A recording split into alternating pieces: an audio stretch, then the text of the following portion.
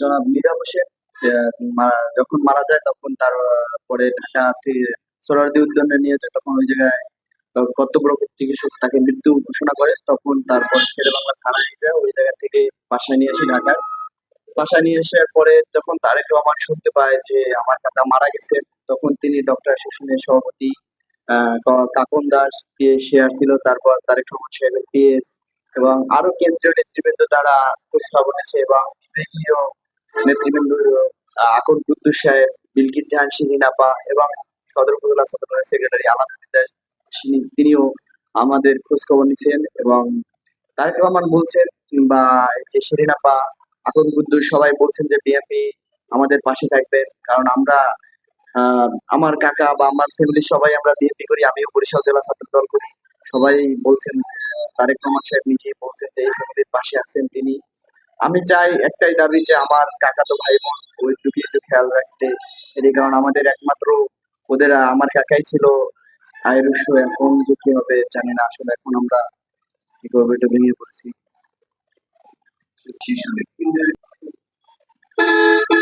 BNP শীর্ষ নেতৃবৃন্দর কাছে, বরিশালের শীর্ষ নেতৃবৃন্দর কাছে আমার একটাই দাবি যে বিভাগীয় যারা আছেন, আহ, আমাদের পরিবারের পাশে তাকান, আমি তাদের কাছে চিরকৃতজ্ঞ থাকবো, এটাই আমার প্রত্যাশা।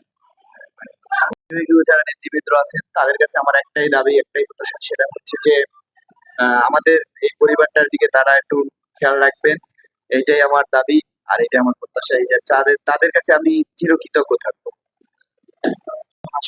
হাসিনার 5ই আগস্ট 4 আগস্ট গুলি লেগে সে গুলিবিদ্ধ হয় ঢাকা সায়েন্স ল্যাবে। ওই থেকে আমার স্বাস্থ্য ভাই থাইল্যান্ড গেছিল একবারে, তারপরে আর ঠিক হয় না, ডাক্তার বলছে আর ঠিক হবে না, সে এখন ঢাকা সিএমসি ভর্তি আছে। কেন্দ্রীয় নেতারা, অনেক কেন্দ্রীয় নেতারা ছিল, ডক্টর সভাপতি কাকুন দাস ছিল, তিনি যোগাযোগ করছেন। তারপর বরিশাল বিভাগ থেকে আকন রহমান সাহেব গেছিলেন, তারপর বিলকিস জাহান শিরিন আপা গেছিলেন, আহ, আহ, কুটবিদা গেছিলেন পটুয়াখালী জেলা বিএনপি। আমার প্রত্যাশা থাকবে বিএনপি সরকার, জনাব তারেক রহমান বা বিএনপি সরকার যদি ক্ষমতায় আসেন, আমার প্রত্যাশা থাকবে যে এই দেশে মাদক মুক্ত, সন্ত্রাস মুক্ত এবং চাঁদাবাজ মুক্ত একটা সরকার গঠন হবে। তারপর হচ্ছে মানুষের অধিকার, মৌলিক মৌলিক অধিকার ফিরে পাবে, এটাই আমার প্রত্যাশা।